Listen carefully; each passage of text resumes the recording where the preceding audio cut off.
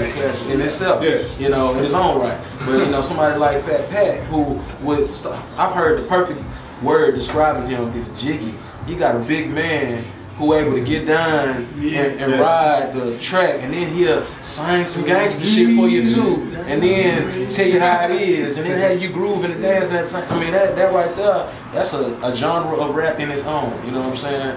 When you got, it's almost like blues. You know, but then blues meets rap meets gospel almost. You know what I'm saying? A little bit of jazz. Yeah, jazz, all that. You know what I'm saying? You know. Well, see, I have a different perspective on all this. Like I said, just like how he was saying as far as when you pass 16, you know, I-10, but I ain't even know nothing about that. But either way, only time we went to the south side is to go fight at Franklin and Astroworld. That's the only time we went over there. But the only thing that I think made it to me is the 3 in the morning. You know what I mean? The 3 in the morning, because they had the CD all packaged up nice. Like, I don't know all the numbers that's on the wall and all that kind of stuff. I wasn't raised in that part. That part didn't directly affect me. But when 3 in the morning came out, I was like, what the fuck is this?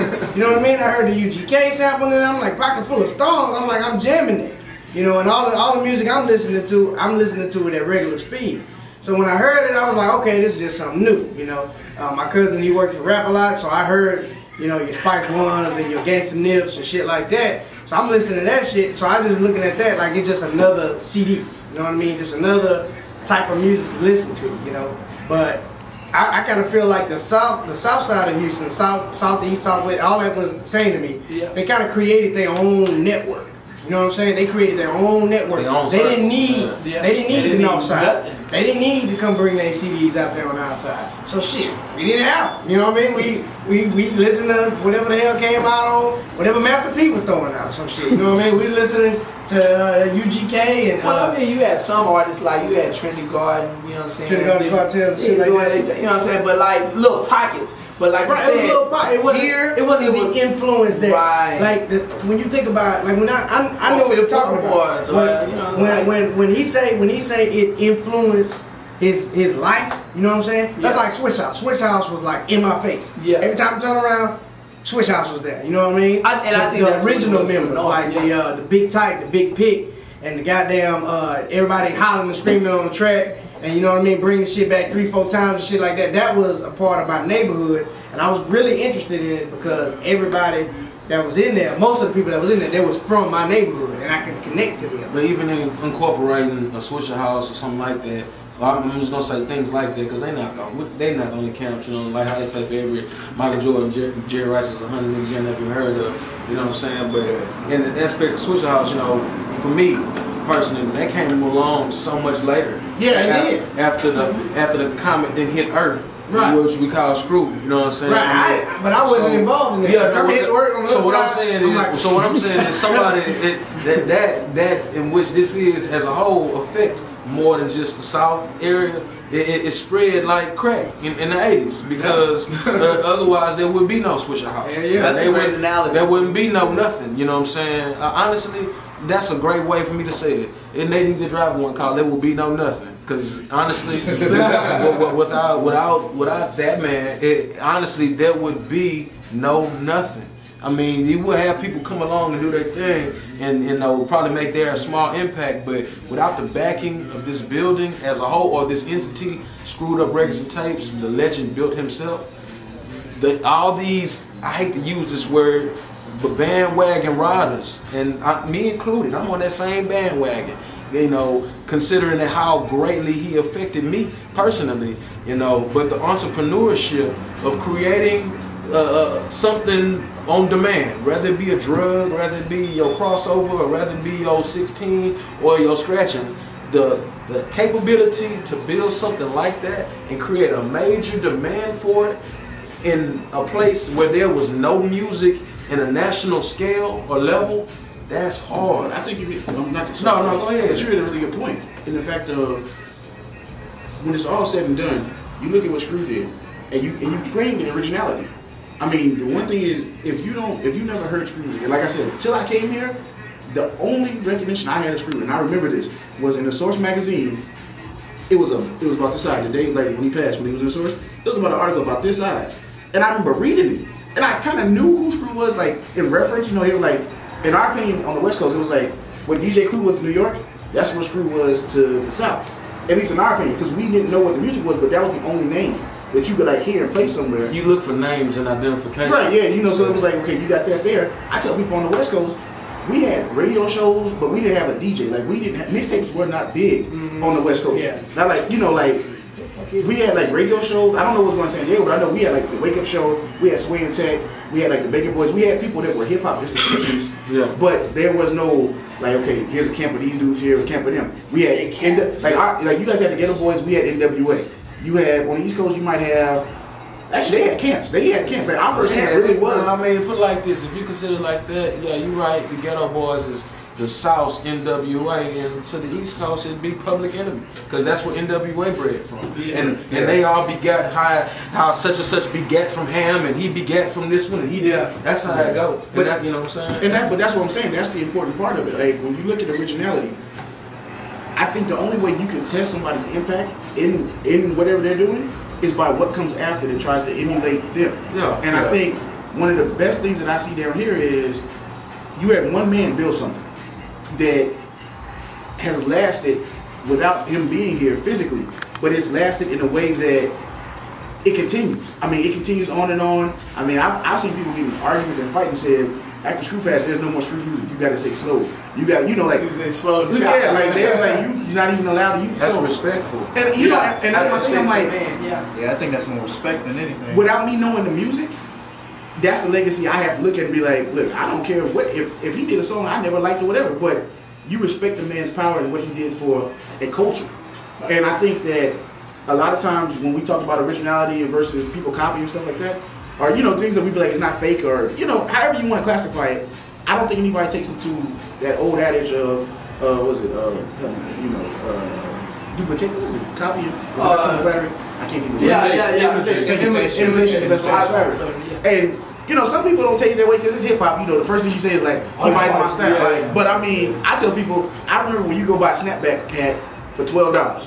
For me, it's insane to watch a kid go pay $50 for it. But then I think about it, and I'm like, yeah, it's like $50 for it. It makes me laugh because I sit there and think to myself, I remember going to school when you couldn't wear a Raiders jacket, you couldn't wear a starter jacket, you couldn't do all that stuff. Now these kids are wearing them, and you like, yeah, I remember that. I remember when niggas was getting killed. I remember back in '92. I was watching the news, and this is probably the reason why I don't wear Jordans to this day. Here in Houston, it was a dude who got killed and had his feet chopped off for a pair of jackets. And that's just one. I know, but I'm just saying. It was just the ridiculous. 100 of them stories to go and document. Yeah, of course. But I'm just saying the ridiculousness. What size you were? Your size. But that's it. Like even going, I mean, and the reason why I'm bringing all that up is because me and one of my friends, we always talk about the fact of how stuff goes in cycles. Like it always goes in a circle. Of course. Like the thing that's interesting to me now is I'm watching kids dress in a way that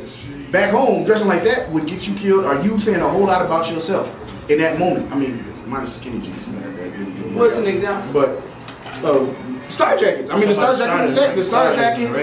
I was like, funny thing for me is like I tell people home I never wore Niques. Like Niques is like. This is the official. I'm gang banging. Yeah, I'm banging for real. Yeah, like uniform. I mean, in the song. R.I.P. I got my Dickies on. In my song. Yeah. In the song, in the Devil in the Sky. I tell people when I grew up, you didn't wave your flag. That was not what you. That was not finna happen. Like you walking around with your flag out, man. You was like, I'm here. What's up? Who's on? What's the problem? And so or it's gonna be in your neighborhood. Yeah, like it's cool, but it's not gonna be just everybody together doing that shit. And I always hear people say here, like man, we don't gangbang here, and I'm like, well, you got a whole bunch of people that can tell you differently. And I think a lot of times of it, what it boils down to, it's that fact of, it goes back to that point of originality. Like, there's a lot of things now that I see kids thinking that they're original on, but they don't go back and do their history to realize, like, that's not original. And I'm not hating on you because I'm telling you it's not original, but know your history. Now. Yeah, like know why you doing something. And the reason I bring that into music is because you watch so many artists that come out now, and you kind of like, okay, that's new. But with the record industry, what they'll do is, if Wiz Khalifa is the only Wiz Khalifa, if he makes it, you're gonna see 25 more Wiz Khalifas get pumped into a system where only 3 of them might stand out to be different. When I look at the new sound of music, and this is no offense to anybody making music, but when I look at Wiz, I look at Currency, and I'll throw Dom Kennedy in there because I met them all at the same time. When I met them, they were equal. they were literally like walking in the street of South by Southwest, and J. Cole was walking like nothing. If you look at all four of them and you think about who was gonna make it, I would have never picked Wiz Khalifa. He had the worst shot of everybody to make it. Dude's from Pittsburgh. You got Currency, who was with Lil Wayne. He's got Damon Dash backing him. He's got Mos Def. He's doing his thing in New York. You got Dom, who's the only thing really going on from the West Coast. All of a sudden, like, he's there making his noise quietly. And then you got J. Cole, he's signing Jay-Z's label. Okay, really? You put North Carolina? No, nice one. My thing is, but I'm saying, people know I said 55. And a good explanation of why is because, and you named them all as you described each person's situation. See, when you pull up, and man, I don't know how far this video goes. Don't come looking for me. Yeah. It's gonna go everywhere. It's gonna go where it needs to. He said that he I'm at the screw shop if you were looking for me. I mean, you know what I'm saying? Well, this some real business.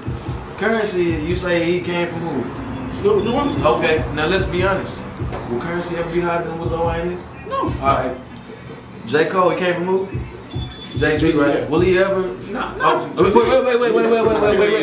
Okay, these people who they signing, it's almost a built-in principle. If you can't overcome the person who brought you in, the Lloyd Banks problem, or you know what I'm saying, or whoever we want to name this year, you know what I'm saying. Well, I mean, I'm not talking about talent or nothing. I'm just talking about star quality, superstition, superseding whatever the bar is in your city. Exactly. Whatever the bar is in your camp. How about that? Right. You know what I'm saying? But you got somebody like Wes Khalifa, and I'm gonna hit something else you said earlier. You was like, you know, there's gonna be 100 other type of Wes Khalifas. Okay, well, here's a news flash.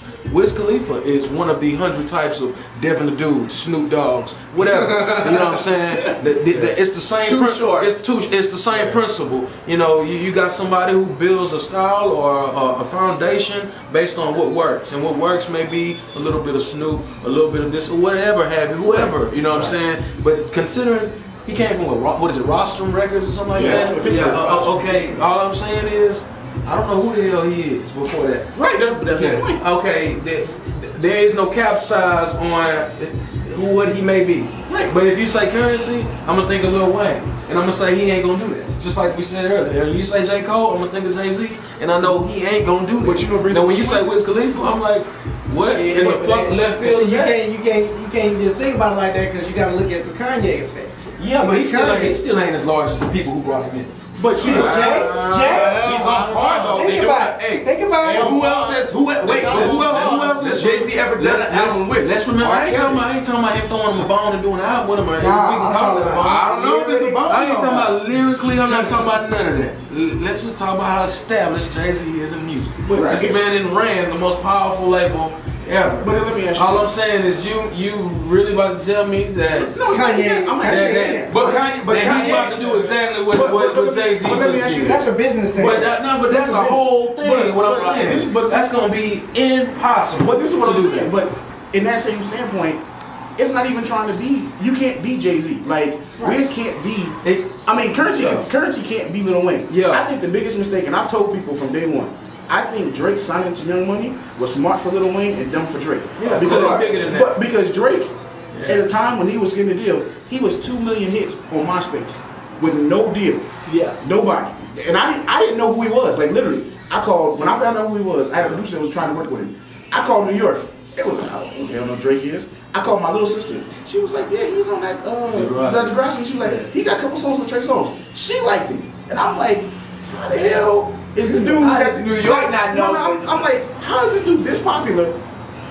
I called this person because he had a television fan base before music. No, I'm talking about his music. I'm talking about the music. It was the music that I was. Yeah, the music is one thing, but best believe you're on television. But that's people are gonna know. But on a popular television show, they don't know you release music just because you're on their favorite show. And on top of that, he writes the score for that show. You know what I'm saying? He wrote the sound. But what I'm saying is, in the development of making a decision, like I don't find what he does to be original. Yeah. But I find the fact of kind of like it's what I call a 50 Cent effect.